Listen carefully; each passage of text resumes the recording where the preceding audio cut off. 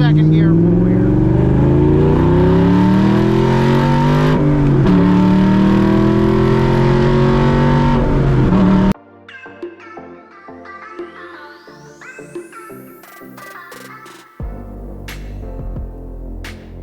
Alright guys, just wanted to do a video of the point of view driving my Shelby Daytona kit, factory 5 as you could see. Start it up and roll around and show you guys what it's like. Push button start,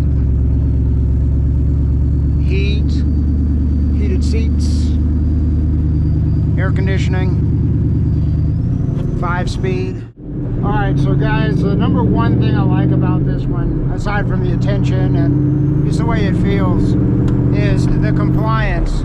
Now, you can build these kits, you know, complete race cars, or you can make them more daily drivers like this one, where it's got independent rear suspension, I got sub, stereo, heat, air conditioning, heated seats, and it does not ride like a modern car, but it does not ride anywhere like a race car, or you wouldn't believe this is a kit when you're riding it. Now, one thing you could do is you could add more sound deadening and all that stuff, but as we know, that takes away from all the fun. Big Willwood brakes, 15 inches in the front, I think like 12.8 in the rear if I remember right. I might have that off by just a little bit. 6 piston in the front, 4 piston in the rear. It stops, but you have to get used to having manual brakes. And it's got dual master, so that really affects the brake pedal feel. You really have to press on it to get any braking performance. But once you press on it, you'll stop. And as you can see, everybody's filming us. Just give you just a little second gear pull here.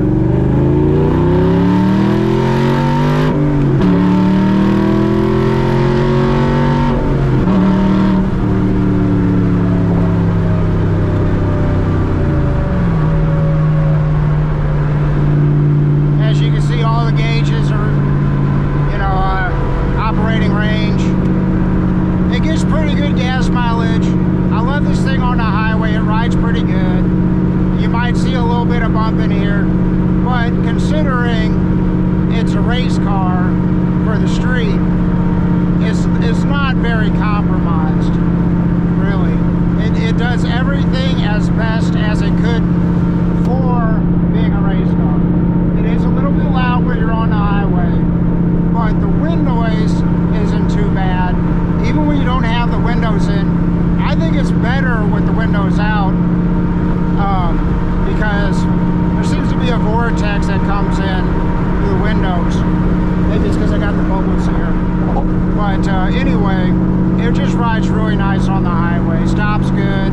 As you can see, it goes. But you can also putt around town with that 5.0 fuel-injected engine. You got all the modern amenities. Like I said, you got stereo and everything. And all things considered, it's pretty comfortable. It's got Kirky seats. You can put, you know, more comfortable seats in it, but I do like how it has race seats. It makes it really hard to get in and out of, but this removable steering wheel makes it a lot easier.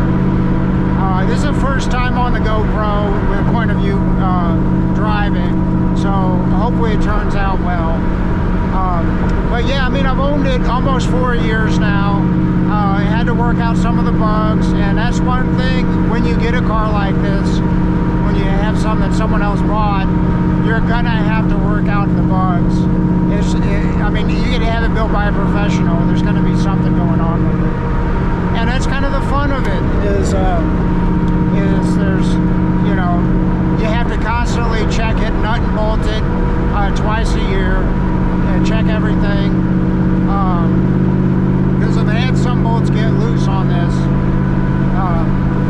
Yeah, but it's kind of the character of it. You know, it feels raw, but like I said, it is compliant enough. And one big thing is just all the attention you get.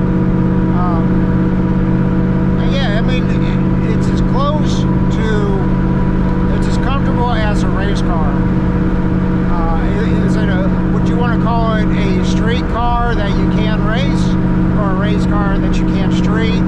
I think it's more the former. But yeah, just wanted to give you guys a review, point of view of driving it. As you can see, it's a little bumpy, but it's pretty soft. I got the softer springs on this. You can upgrade the springs, but the chassis is really stiff. So it's really compliant. It lets the suspension do what it's going to do. And I would definitely recommend spending the extra money on the independent rear suspension on this thing too.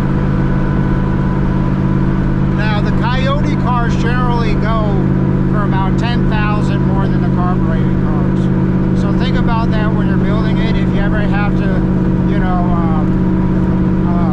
sell it, it's probably going to bring some more bucks. But, you know, it's going to cost you that a little bit more initially, and a little bit more probably if you have to fix something on the Coyote. But these things are designed to last 200,000 miles, the engines are. So, as opposed to a carbureted engine, I mean, you're almost always going to get something that's at least used. There's no donor parts on this, and Factory 5 is using less and less Mustang parts on this and more one-off, and I really like that. So it's basically almost as close as you can get as a new car, and you customize it exactly how you want it.